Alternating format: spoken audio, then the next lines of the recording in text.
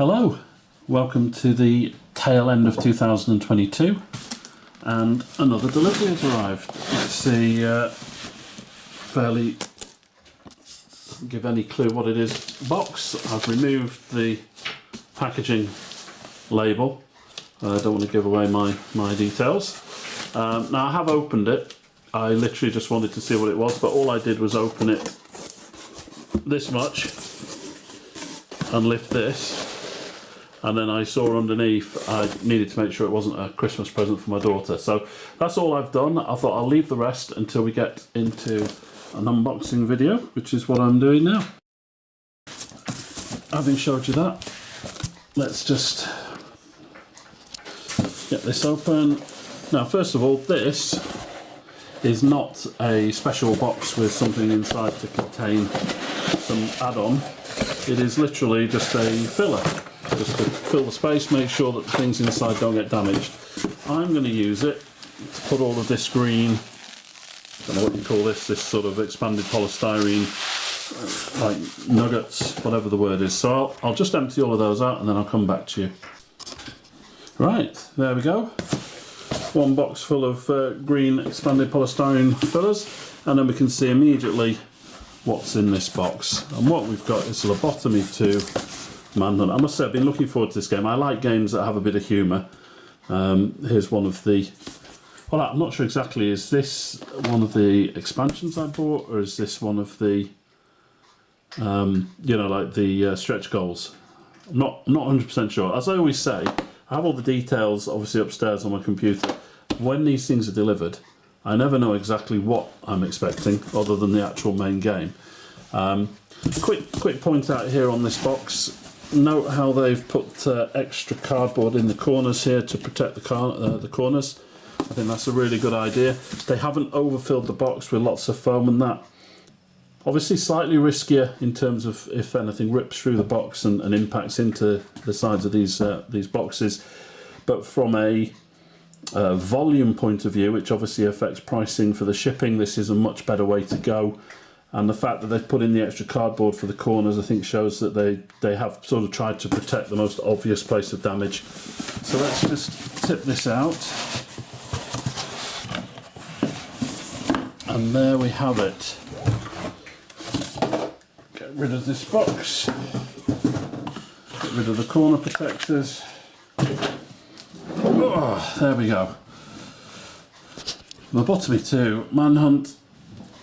Can you and your friends escape the horrors of this asylum crawler? Quite a thick box. What do I mean by that? Well, obviously every game is slightly different, but if you were to take the Zombicide games as a, let's just say a baseline, because nearly everybody I know has at least seen or owns one of those games, I would say those games are about this high. So we've got a good 4, maybe even 5 centimetres of extra depth on this box. Other than that, I think the box itself might be about the same size. I wouldn't by that I mean the measurements along the long edges here. I think it's very similar to Zombicide, maybe the same. It's hard to judge because it's got the extra height. Let me just get a knife so that we can get through this quite thick, quite strong shrink wrap. Just before I do that, let's just check each side of the box. Didn't see any damage on the outside of the brown box, so yeah, as expected, everything is in perfect condition there. No damage on the box at all. That's great. I'll be back with you in a second. Let's just get into the box here. Yeah, this is good shrink wrap, cellophane covering. One of the thicker ones I felt, obviously wanting to make sure it gets the maximum protection from any moisture, etc. So that's great, we'll get rid of that.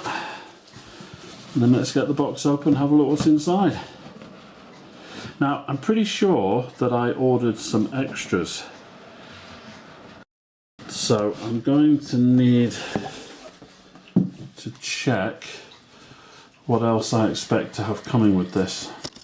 So I've just been checking, and as far as I can remember, I did what was called the admission pledge, which I think is really just the core box with the stretch goals. And as I say, I think the Criminally Insane, I'm pretty sure that's what they were calling the stretch goals. But I also ordered the original Ward product and the Lobotomy I Monsters Nightmare product and Lobotomy I Monsters Cthulhu product. So I'm not sure when those come. I don't really go onto the Kickstarter updates very often, so I don't actually stay up to date with exactly how they're planning to send things out. That's on me. It's purely because I back so many items I don't really have the time to read all of the updates. So we have got our rule book. Let me see if I can make a bit more space for us to have a look at that. Get the camera angle down a bit. Here we go. The Daily Nightmare. Oh, it's not a rule book. The Daily Nightmare games are a way to experience Lobotomy II Manhunt with a series of smaller scenarios called Nightmares, designed to let the players experience a more randomised, free-form battle against evil without the strict format of a full campaign scenario.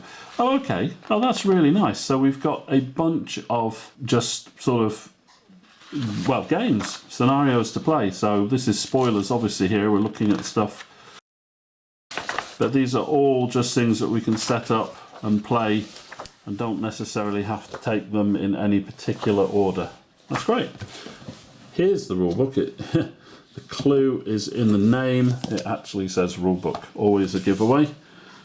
Really nicely printed and that, really nice quality. I love the art style. Part of the reason I back this game. I'm a sucker for anything that has nice art. Really clear text. You know, I always moan about when people put a sort of a dark brown writing on a medium brown background. This is really easy to read, really clear. This pale green colour gives the book a nicer look, but the black writing on it is really clear, and it's a good size as well. Let's see if that follows through onto the other pages. Yeah. Really, really easy and clear. Love it. Well done, guys, for the quality of the rulebook. This is really easy to read. We've got lots of little visual diagrams, writing. I mean, I won't know how good the rulebook is until I read it and actually try and play the game. But purely based on how it's printed, this is going to be one of the better rulebooks. We'll then just have to see the actual content. Back of the rulebook, I'd say a little bit of a waste. No offence to the guys, but you can always put all of this creative and that, put that on the inside. Maybe keep the back for a sort of a quick start, check-up guide, checklist, you know, whatever you want to call it. But it's far more useful having a sort of a quick reference on the back. But never mind, let's see, have we got an index? Well, we have got a kind of a quick reference for special effects and keywords. Not a index as such. Character death, weapon and special ability effects. Just checking. No, maybe it was at the front and I missed it. Maybe they've spent more effort on the contents. Let's have a look. So the contents, yeah, I know some people insist on having an index, but the way they've set the contents up, if we just go for an example here, if you have an index, usually people are wanting an index so that they can look up range, line of sight, this sort of thing. You can see that I think they've tried to combine the two things into one. So it looks like, yeah, it looks like they've tried their best. This isn't going to make people who like an index happy, because obviously an index is done in alphabetical order. So if you wanted, you know, weapon cards, you go to the end, look for W, find weapon cards. Here, of course, you're going to have to sort of scan through the whole thing, but it's not big. I'm reasonably okay with that. I'm not quite as demanding about whether there's indexes or contents, as long as there's one or the other and it's in good shape. This is quite a thick, hefty scenario book. Be careful here if you're worried about spoilers. We have got a large number of scenarios here. Wow. What does it say here? Welcome to the scenario book for Lobotomy II Manhunt. Within these covers you'll find many stories, though maybe not quite a billion, to tease, test and torment your characters and provide hours of fun for your players. If If you're new to Lobotomy II, it's strongly recommended that for your first game you play the introductory scenario. That scenario leads into the campaign, which contains several scenarios to play in order. If you know how to play, you may want to jump straight into a campaign game or play a daily nightmare. Whatever you do, good luck, and may the powers that be have mercy on your soul. So yeah, again, really clear, nice printing, nicely laid out. I love the fact they've got so many scenarios and that in the book. This is clearly a game that's going to give you... Oh, just flip to this page at random, and quite a disturbing little cartoony graphic thing there, but that's exactly what you'd expect with this game. So yeah, that's great. Really happy with that. Let's have a look now at the next thing. Wow! What a stack of cardboard. Jeez. If you like tokens, I have a feeling you're going to be very happy with this game. Gosh. Okay, let's get through. As I say, again, same sort of shrink wrap cellophane covering, quite thick. Okay, let's get in there. We'll have a look and see what we think of the quality of the cardboard. The packaging, right. Let's press one of these out. Hanging on a little bit there with the tag. Always got to watch out for that. Yeah, okay, so it looks like there's just one tag. Doesn't want to let go. Right, let's see. Thickness of the cardboard is good. It's quite squishy. Quite flexible. I think I was going to say reasonably well bonded. I've put this somewhere in the middle. I've seen worse, but I've certainly seen better. Perfectly adequate, I'm sure. Certainly quite thick. So quite a nice feel to them in terms of the thickness. By the way, I've seen some people, when they do these things, squeeze the tokens. You don't need to squeeze the tokens. Squeeze this, because you're going to throw this away anyway. It's quite a nice finish on it. That's sort of what they call linen finish. Don't know if you can see the lines on there on the in the cardboard. They're just very faint linen lines, but gives it a nice sort of feel. And yeah, it's not bad. I think, like anything, it's going to fray a little bit eventually. I'd say this is, as I say, not the best I've come across. You see how quickly that's just frayed up there.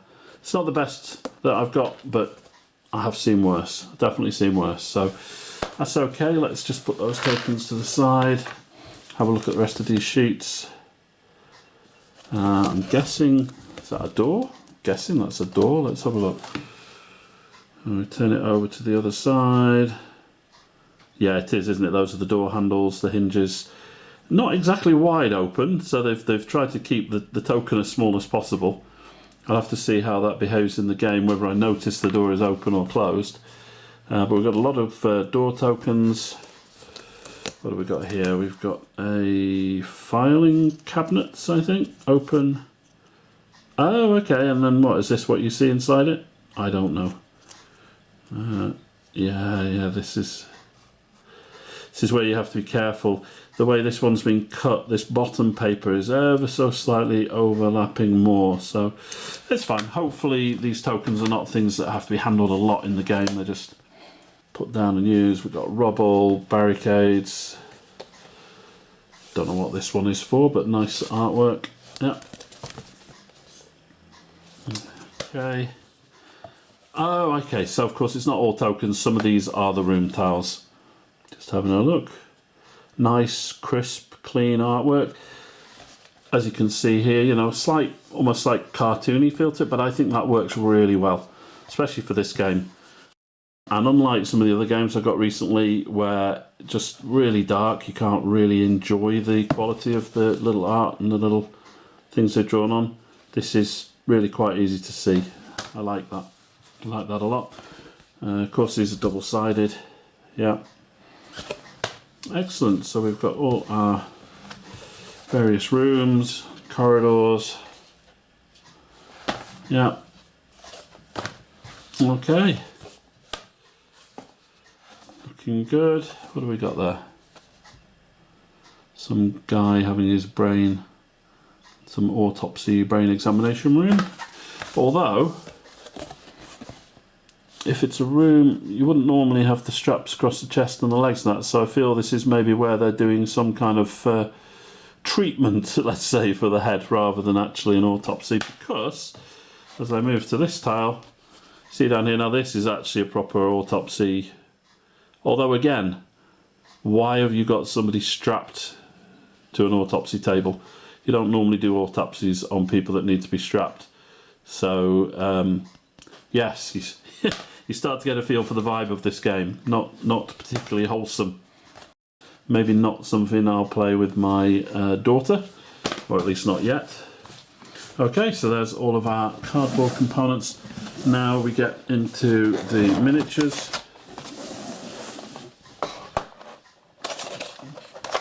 And we can see here a whole bunch. Nice.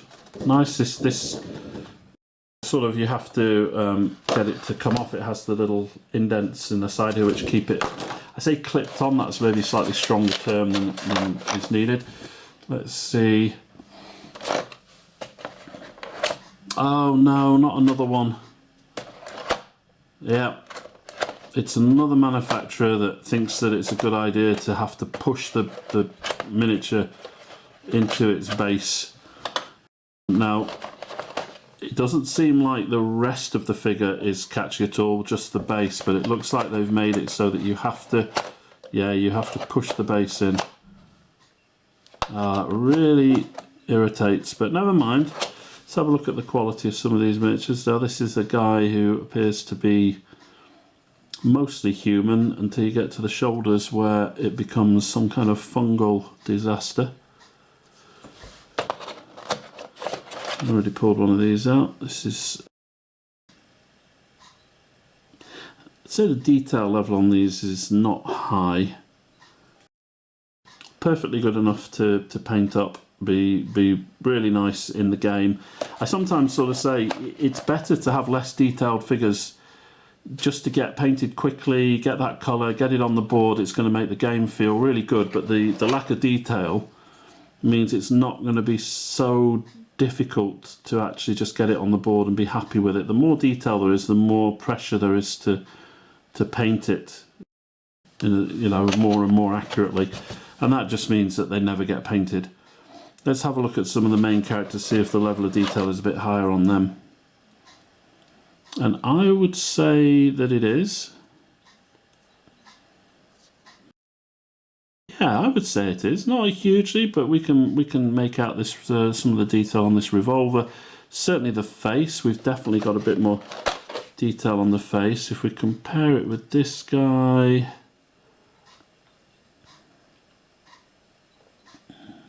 yeah, I'd say they may have put slightly more effort into the detail on the, I suppose inmates is the right term. Yeah, the inmates. Yeah, no, not bad. I think those are quite good. And that, again, I think is very sensible. If you're going to spend time painting and trying to make it look more and more beautiful, you're going to want to do that on the characters that are the individual characters, the special characters. Obviously thinks she's Wonder Woman, this one. Yeah, okay. I'm not going to take them all out and just get a look for some of them. Classic. Yeah. And these are some of the other, I guess these are some of the other baddies. She's a bit sinister looking, and I feel like the level of detail on her is a bit higher. That's because she seems to be one of these kind of individual baddies. I'm assuming it's a baddie, by the way, forgive me if that's not right, but the fact that it's in the different colour plastic. These look like the minions because there's multiples of them.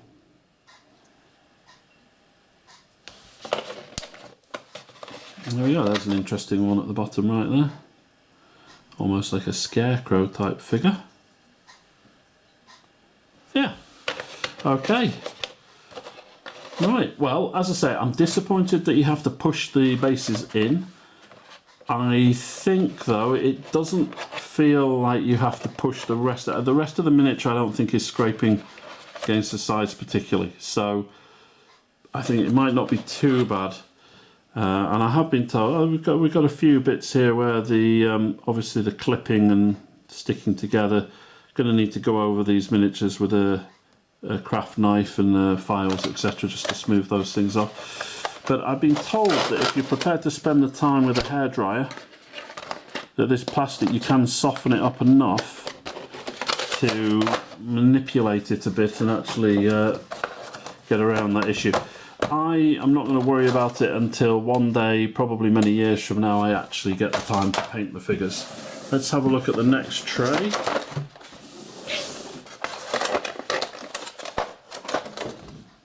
Okay, so we've got a whole bunch of other minions here. Quite a few of these. Let's just take some out to have a closer look at. Obviously a guard, got the PR-24 baton. Or if you're into your Japanese martial arts, a tonfa. Some kind of very malnutrition dog. Yep. Yeah, okay. Yeah, definitely. Yeah, no, not bad at all, not bad at all. Quite happy with that. The level of detail, considering the amount of miniatures, the amount of time you take to paint them, I'm quite happy with that. Now then, what we've got left now, this is quite good. We've got loads of little baggies. I love when games give you the bags to put the tokens in. I think that is brilliant. We have these little bags, which are obviously part of the actual game, and they are material, not plastic. That's nice. Somebody with fingers big and chunky like mine. The fact it's a shorter bag makes it easier to get to the corners. I usually have to pick things out like that with those two fingers, but yeah, so material bags. And that brings us to the last tray down at the bottom here. Oh, okay, lid is off. I assume there's nothing else underneath this tray. Oh, there is. Okay, it's a good job. Ooh, silica sand. Mmm, tasty. Only joking. Do not eat.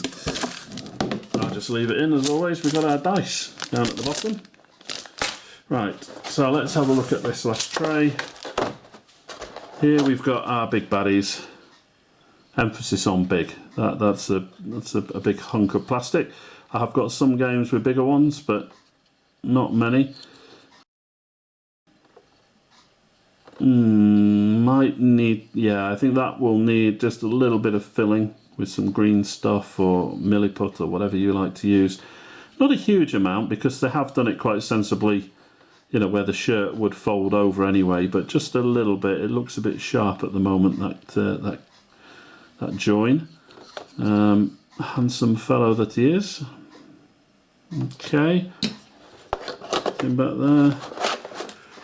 We got this guy who looks like he's just jumped straight out of a Bloodborne miniature, but I think that would be a good, if I was to get the equivalent of this sort of out of the Bloodborne game, you'd see what I mean about the level of detail. This is clearly a level down from what you get with a typical Simon game or Kumon game, but still more than enough to get a nice paint job.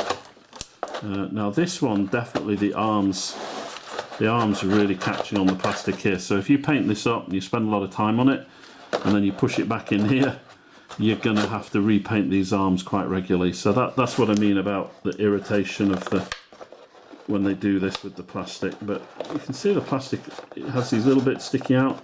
You can even just push it in like that, it pops back, but I think get the hairdryer on that, push it back, get it in position, let it cool down. Hopefully it will stay out of the way. And that just leaves this one, some kind of portal, something like that. That's what it looks like. Yeah, okay. We have our character cards.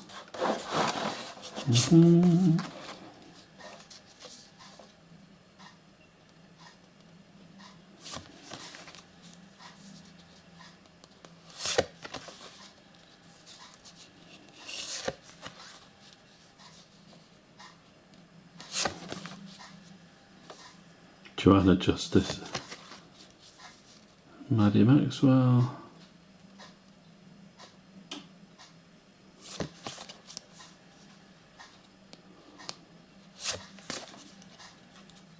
Wicked Jimmy with the dog. Oh dear. It's obvious that a lot of these characters are, let's just say, similar to some well-known movie roles.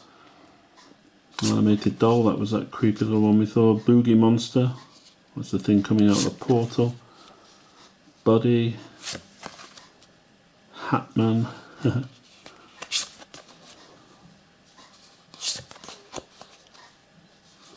Yeah, nice. Because they've also given you the full artwork for the characters, so you can actually just choose to paint it very similar shades and colours to these. Keeps it nice and simple. Yeah, like it. Very, very straightforward, very easy. We've got a whole bunch of these equipment cards, etc. I'm not going to go through all of those. I will just open them though. Broken glass, sling.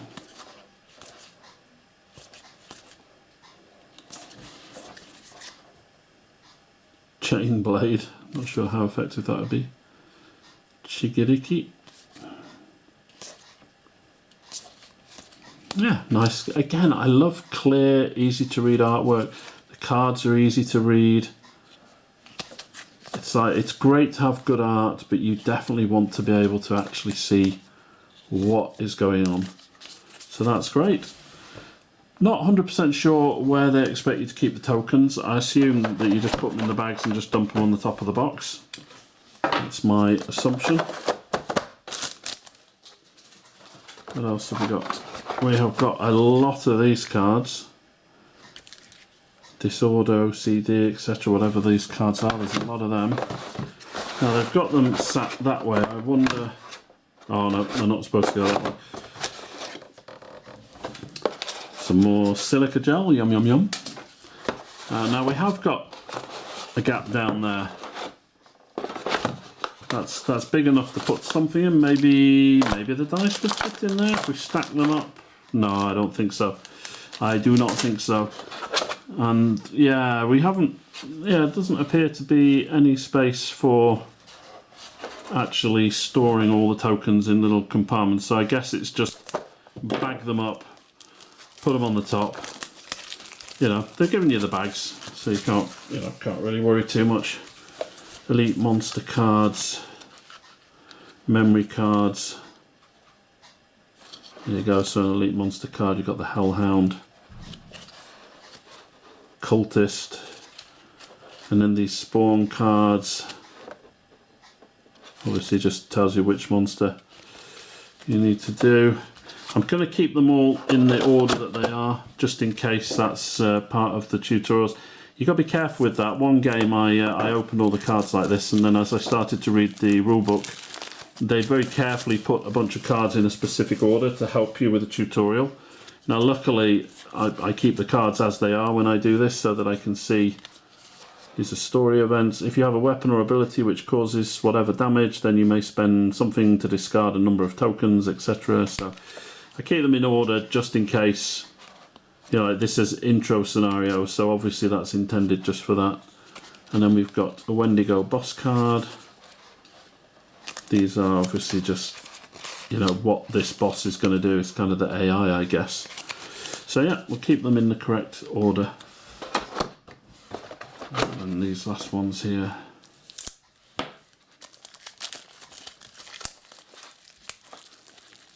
Don't know what these are. These are imminent threat cards, difficulty modifiers. Obviously need to read the rulebook before I get into those. So there we go, that's those. I'll just open this last pack, have a quick look.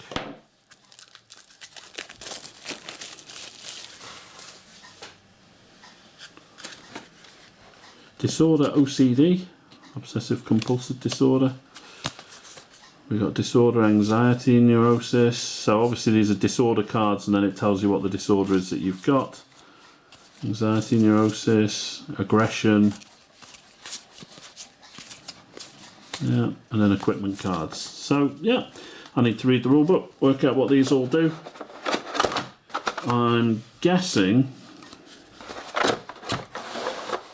these, I think if you sleeve these, the sleeves are going to have to be very, very close fitting to the cards, or you're going to struggle. Also, if you sleeved all of those, I am almost 100% positive that the stack of cards would sort of come up to about here. So I'm going to guess that these are not particularly suited for sleeving. That's just a guess, mind. I don't actually intend on sleeving them, so it's not really a concern for me. But that's how it looks to me. Right, so that one will not need to come out again. These ones were surprisingly easy to get out. They were great. Very happy with that. Let's get the room tiles back in first. I'm interested to see whether we're going to have enough space to put the bagged up tokens on. Just bear with me. Right, I'm up to the tokens now. So I'm going to take these tokens out and bag them up, and then we'll see whether we can actually store this stuff in the box or not. Right, well, we're back. I've got all the tokens punched out, and I will say now, I am slightly worried. There are a shed load of tokens. I mean, an absolute... There's just loads of them. Loads and loads of tokens. Whoa, okay, haven't fastened the bag up properly. But so many tokens. I'll have to wait and see how it plays, because some games have a lot of tokens, but you actually don't need many of them very often at all. You only need them in certain scenarios, or certain characters need them. I mean, look at this, yeah, they've given us 4 bags. I put what I call scenery sort of type ones in here, you know, doors, filing cabinets, chests. So those are in that one. In this one, I don't even know what these all are. We've just so many tokens, so many different types. These look like traps. I'm pretty confident those look like bear traps. So you can definitely fit them all in the bags you've got, although there's not really the ability to separate them very much. And what I mean by that is I've had to mix loads of different types of tokens together in each bag. You know, that's not always a good thing. In fact, I realise I should have put the instruction books that on first. Let's just make sure this will all actually go back in. So we put the... There we go. So we put the scenario book in. We'll put the Daily Nightmares book in. Then the rule book. Now let's see. I've put all my tokens in. Let's see if we can... It's going to be close, I think, whether the box closes easily or not. Put the dice in the middle here. My little felt bags. Yeah, that's going to close. I can tell you now, it will just about close. I might have to distribute some of these tokens into a different bag, but that will work. I will probably use some other bags so that I'm able to split the tokens up into smaller groupings, you know, so there's less mixing of the tokens in each bag. The good bags, these are quite good quality bags. They're quite thick, quite sturdy. Put the lid on there. Get that out of the way for now. There we go. There we go. All fastened up. Excellent. And then the last thing to talk about is the criminally insane. Right, let's have a look at what's inside here.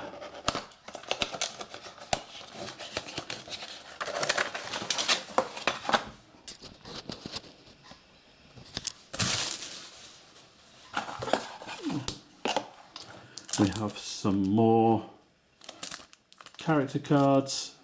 If you don't know who that's supposed to be, then you've not been watching enough films. Oh my goodness. Lisa Lettigo. That's brilliant.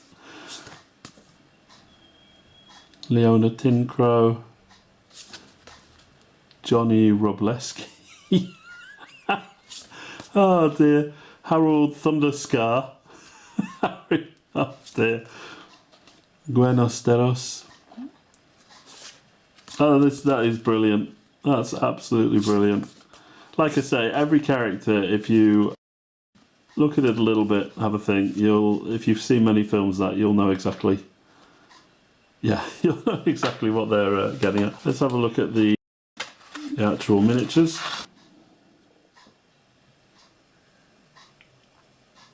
Looks good to me. Again, got that kind of cartoony, chunky style, which stays in keeping with the rest of the art and everything on the game, so that's great. Yeah, no, I think that's going to be great. I wish I didn't have such a big backlog of stuff to paint, because I think these ones would actually paint quite quickly. Might take a little bit longer just to clean the figures up first, and most of them aren't too bad. I've just seen a few with mould lines and flash that just needs, you know, scraping off. I'll have to check the campaign page and see when I'm most likely going to get the other items that I ordered. I suspect, I don't know whether this was a two-wave. I usually always do one-wave shipping. I don't really care if I get my stuff early or not. I'll have to see when they're planning to send the other stuff out. But there we go. That's the unboxing of Lobotomy II. And I look forward to the next video. Wherever you are, take care.